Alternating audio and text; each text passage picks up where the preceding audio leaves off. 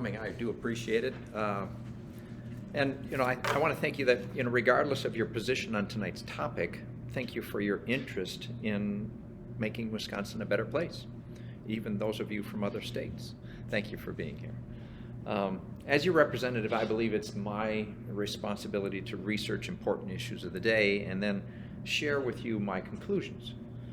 That's part of the nature of representative government, is we elect representatives to do that work for us. But it's also important to engage and to listen to other perspectives throughout that process. And so I want to make sure that we understand the distinction of what listening is about. My job is to listen to you. It doesn't necessarily mean agreeing with you, right? I may formulate different opinions than yours, but that doesn't mean that I shut you down and stop listening to you. I want to get your input. I want to hear your perspective, particularly if it's an informed perspective, like if you've got subject matter expertise. That's really valuable to me. So listening is to make sure you're actively engaged and paying attention and seeking that input. So I invite you to continue to participate in the ongoing public policy dialogue. Your participation is actually what makes this country strong. So I want you to continue to do that and be engaged.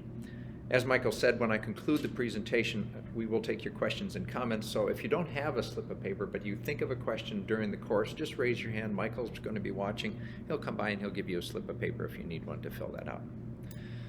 So the legalization of marijuana is a highly contentious issue, and for good reason. Everyone agrees that those suffering pain will need redress. Nobody wants people to experience avoidable pain. The question is marijuana the answer? First, we need good academic, peer-reviewed research that has looked into the effects of marijuana. Second, we need to think through the safe and effective government policy that is based on the research. As your legislator, I will continue to review the research that can help determine the best policy for the state of Wisconsin. Through this engagement event, I want to share with you my current understanding of the science behind medical marijuana and some thoughts about the best policy approach regarding legalization. A significant problem when looking at marijuana research is that current federal policy, the statute in federal law, classifies marijuana as a Schedule I drug with, quote, no acceptable use and a high potential for abuse. Subsequently, unlike other medicinal drugs, marijuana lacks the governmentally sanctioned research. According to the Food and Drug Administration, out of the hundreds of thousands of compounds, now that's hard for me to believe, but out of the hundreds of thousands of compounds that can be found in the cannabis plant, a total of three have been comprehensively researched. That's just mind-boggling to me. Hundreds of thousands of compounds and only 3 have been thoroughly and comprehensively researched. Maybe some parts of the marijuana plant are good. Maybe some parts are medicinal. Maybe some parts of marijuana have healing effects. We just don't know enough at this time. Until the federal government declassifies marijuana as a Schedule I drug, we can't truly know. In fact, Vivek Murthy, who was the Surgeon General under former President Obama. Now, this is interesting that you've got a Republican legislator quoting an Obama administration official. Well, this is what the Surgeon General for President Obama had to say. He said, we don't at this point have high quality evidence that tells us that in fact marijuana is both safe and effective for medicinal purposes. Well, this, in my opinion, is a failure of our federal government. And one of the main reasons why states are doing what I'll call an end around and taking marijuana policy into their own hands. I have written previously to the Wisconsin congressional delegation specifically asking them to change the classification of marijuana so that the FDA and others can conduct good research and properly vet marijuana for medicinal use. I mean, if only 3 out of the hundreds of compounds that are potentially existing in the marijuana plant, if only 3 have been properly researched, that is a failure of government, in my opinion. Both sides of the marijuana debate will point to studies to argue their case, but there have not been enough qualitative studies to definitively point one way or the other. That being said, let's look at a couple of the current studies and what they suggest about marijuana. A longitudinal 4-year systemic study by 15 professors concluded quite simply, and this is their quote, "We found no evidence of a temporal relationship between cannabis use and pain severity or pain interference." In other words, they couldn't find any definitive proof that marijuana is actually medicine. On the other hand, one study by the National Institute for Health, with a very small sample size of 93 cancer patients, found that 48% experienced improvement in pain relief. But the study itself concluded that more research was needed to determine delivery and dosing. Which makes sense. If you want to have a medicine, you need to have an understanding of how to dose that medicine or how you're going to deliver that medicine. Some people argue that marijuana usage decreases opioid usage. That's been argued quite a bit. After reviewing several journal articles on this topic, the evidence seems, frankly, unclear. Even one article shared with me by a medicinal marijuana coach, this is what she called herself, a medicinal marijuana coach. She shared an article and it pointed out that, quote, "the evidence is mixed." And the article continues, quote, "Given these mixed results, robust prospective studies are needed to determine the impact of marijuana legislation on opioid use and abuse." The common perception is that marijuana is a harmless drug. How many of you have heard that before? However, in today's world, entities have found ways to quite literally weaponize marijuana. The addictive ingredient in marijuana, THC, I love pronouncing this, tetrahydrocannabinol, used to present itself at around 1% level in the commonly distributed product. That's what it used to be. Nowadays, the average THC levels in marijuana are about 17%. Think about that. That's 17 times more potent than decades before. Medical marijuana is not exempt from this increase. A recent study by Dr. Alfonso Romero Sandoval found that although lower levels of THC in medical marijuana would be far more beneficial, the levels of THC in so-called medical marijuana are about the same as those sold in retail stores, generally upwards of 15%. Remember, THC is the ingredient that makes marijuana addictive. Outside of THC, marijuana is nothing more than an herb. But with THC, it becomes a mind-altering drug. Since the THC content found in today's marijuana is so high, the consequences of ingesting marijuana may even become deadly. Dr. Kevin Sabat notes that there were over 20,000 studies demonstrating the innumerable harms of marijuana use. Of course, I cannot recite them all, but allow me to share a few key highlights of his research. One study revealed that marijuana use has shown to lead to an 8-point drop in IQ. Another study examining Washington State in the 5-year period after marijuana became legalized found that the number of fatal car crashes among marijuana users more than doubled. An analysis of Colorado, the first place in the country to legalize marijuana, concluded that the crime rate has increased 11 times the national average among marijuana users. Finally, in data trending over 18 years, in the states that have had medical marijuana laws, marijuana use correlated with a 23% increase in opioid overdose deaths. The studies that focus on young people also raise some concerns. In January of this year, Dr. Shay Lee Godin and Dr. Sharif Shahata conducted a meta-analytic study in which they examined 591 separate studies looking at 12 to 18-year-olds and concluded, quote, both high and low frequency marijuana usage were associated with significantly increased risk of schizophrenia. Another meta-analytic study in 2020 by 7 doctors examined the risk of increased violence among young people. In examining over 11,000 studies that included nearly 300,000 individuals, they concluded that cannabis use in this population, which is young people under 30, is a risk factor for violence. The risk was higher when tied with heavy cannabis use. Finally, Cynthia Fontanella, Danielle Steelsmith, and Guy Brock, all PhDs, examined over 200,000 young people with mood disorders and wrote, quote, cannabis use disorder is a common comorbidity and risk marker for self-harm, all-cause mortality, and death by unintended overdose and homicide among youths with mood disorders. These findings, they say, should be considered as states contemplate legalizing medical and recreational marijuana.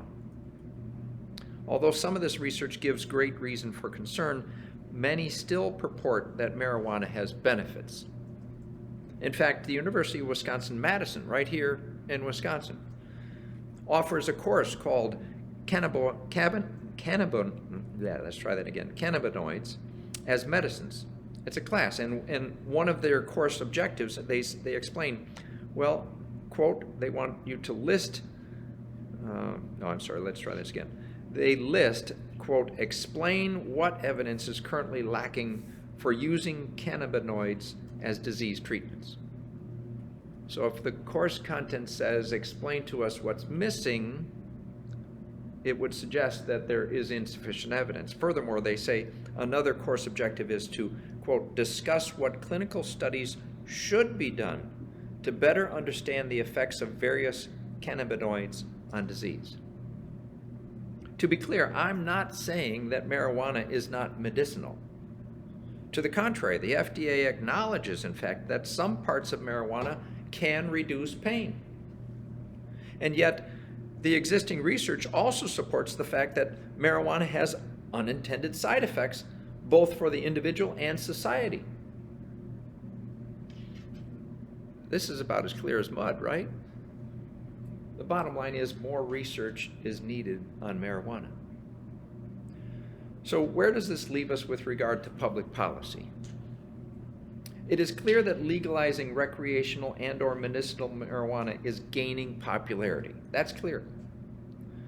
But safe and effective public policy should not be done exclusively by popularity, but by good evidence.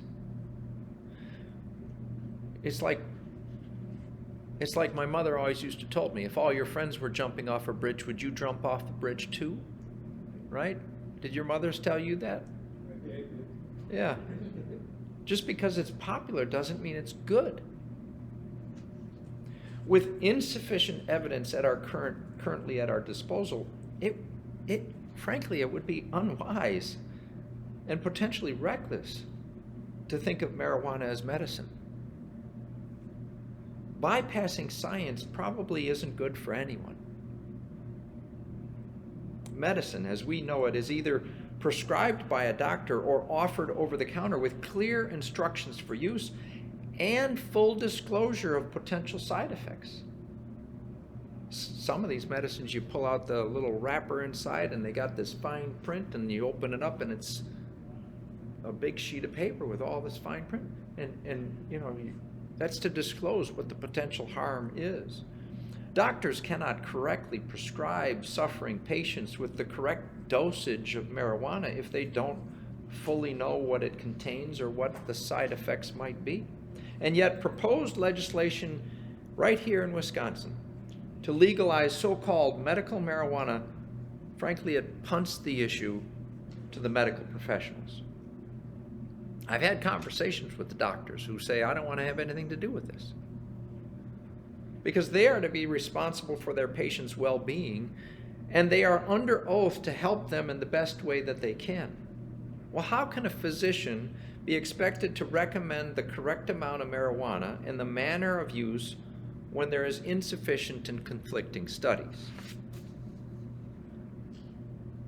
The legalization of marijuana would bring with it other unintended public policy problems, namely 1, injustice, and 2, a dangerous precedent. Let's examine each of those in more detail, beginning with injustice, specifically in the licensing process. The legislation proposed this last term is set up in such a way so that marijuana producers must receive licenses from a governmental agency to operate. Seems reasonable. Similar systems have been exploited, however, in other states where attempted. The regulatory scheme created through the passage of the proposed Wisconsin legislation may in fact exacerbate an already challenged professional licensing system. Maybe you've read about that or heard about that, but it's been very challenging for professionals to get their license applications completed in a timely manner in Wisconsin recently. The proposed regulatory scheme is confusing, technical, and potentially fraught with areas of exploitation.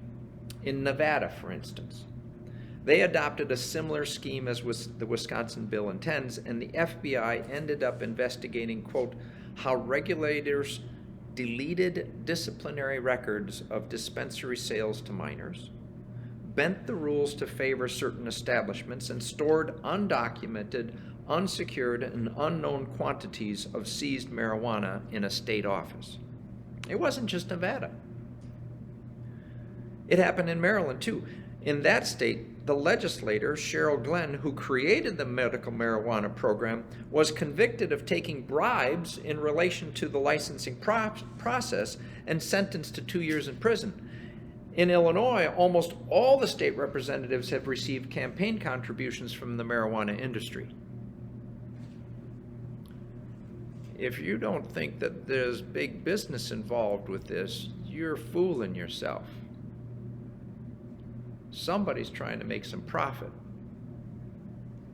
Nothing wrong with profit, but at the expense of public safety, I'm going to proceed with caution. These examples are not comprehensive.